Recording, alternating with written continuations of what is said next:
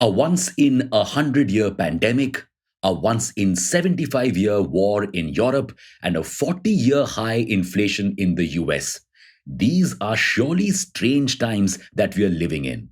And strange times lead to strange and maybe even tragic changes in the markets. Something similar is happening right now with the S&P 500, the Nasdaq and the MSCI ACWI index in the bear markets. But what does this mean for India? Welcome back to Revolution Read On, a daily podcast where we break down one story from the world of business and finance. Click on the subscribe button to never miss an update from us. Here's your story for today. The bear and bull market are terms that define how the stock market is performing.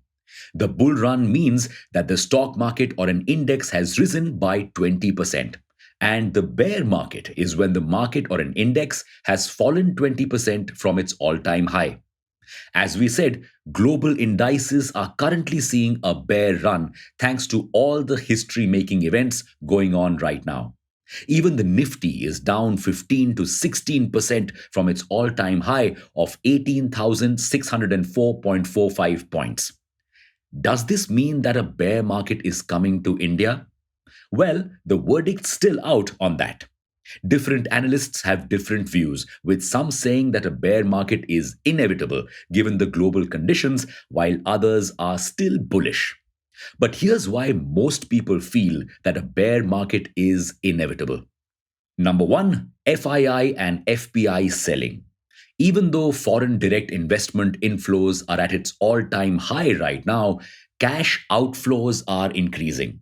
Foreign institutional investors have sold 2 lakh crore rupees worth of stocks, a record high. Meanwhile, foreign portfolio investors have sold 1.14 lakh crore rupees of equity.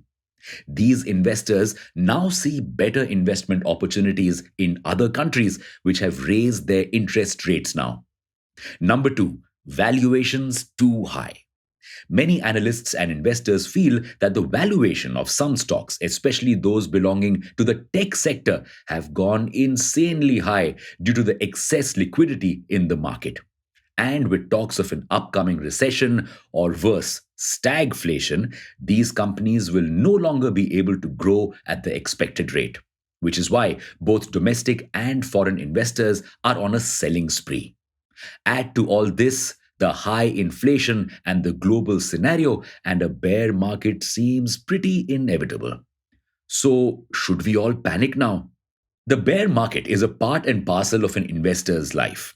On an average, a bear market occurs every 3 years and takes around 245 days to reach rock bottom and 465 days after that to rise up to its all time high.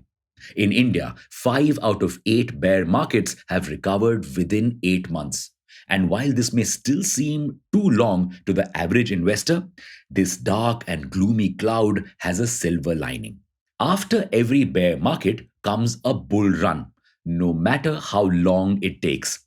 So, this could be a great opportunity to shop for stocks at a discounted price.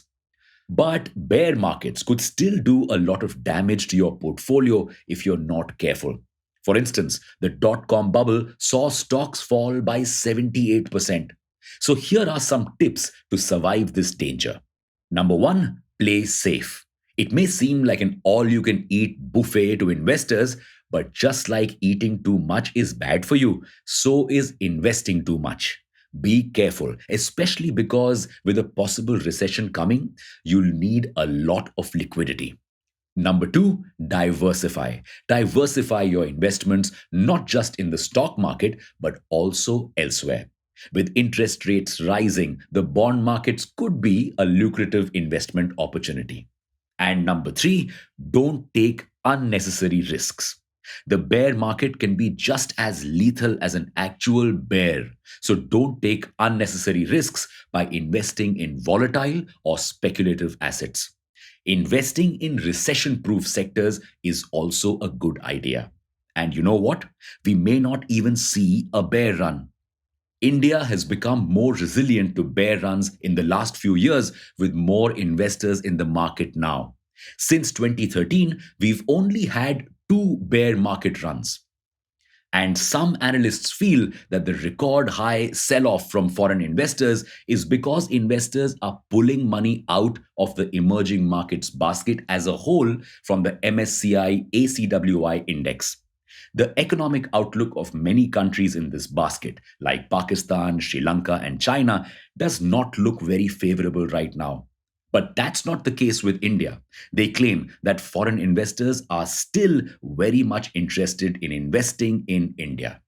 So all this worry may be for nothing. Now, all we need to do is wait and watch and see if the markets actually fall or not. Well, that's all for today. We'll be back tomorrow. Thanks for listening in.